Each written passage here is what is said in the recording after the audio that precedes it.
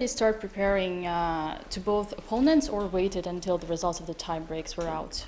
I mean, I started looking a little bit for Richard. I felt that he had better chances against Radek objectively in the tiebreaker, so I looked at it a little bit, but not a whole lot. Most of my preparation was done today, this morning.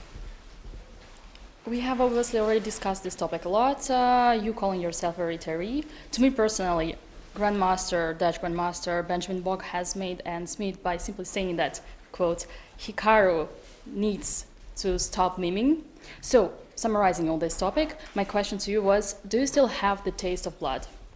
Yeah, I mean, I think it's still chess at the end of the day, and I mean, today's game was very exciting. I think Richard, he played something that was solid, but you know, I was able to complicate it in the middle game, and yeah, when you just get into positions which aren't like, say, a forced draw or something that where you get to move 20 without even thinking, then it's always fun to play positions, and I thought I played pretty well today. I don't know if the sacrifice was good with Bishop G6, but I also felt that at several points in the game, I either had the choice to basically make a draw or to play something that could be on the edge where maybe I get winning chances, or I could also lose. But I figured, you know, so you only live once, might as well go for it.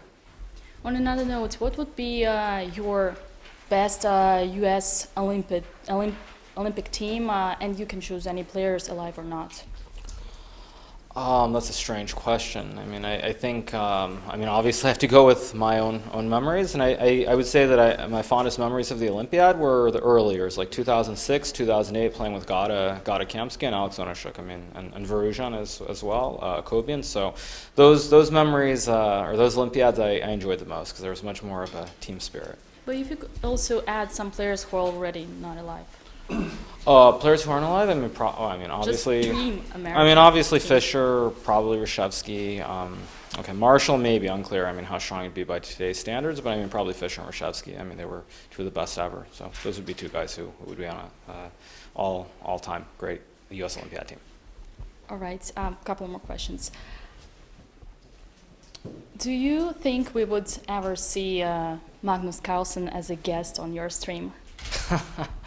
I mean, if we weren't sort of sponsored by different chess companies, I don't think it's that crazy to think. But I mean, with Magnus doing his stuff with Chess24 and I'm partnered with Chess.com, I mean, it's pretty unlikely. But I wouldn't say no to it, of course.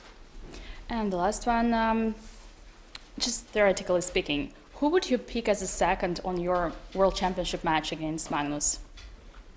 I don't know. I think I'm doing just fine with the trainer that I'm with and the trainers that I worked on the candidates with in 2016. So I don't have anyone in particular. I think that's too far out to think about at the moment. But I would say, since I think you're trying to get a certain answer, I would not have someone like Kasparov on my team. I'll say that. And no Russians. I mean, again, you're trying to get me to say something silly. Let's just say, I mean, I agree with Dubov's take on the whole thing. Okay, as far as countries and World Championship matches go.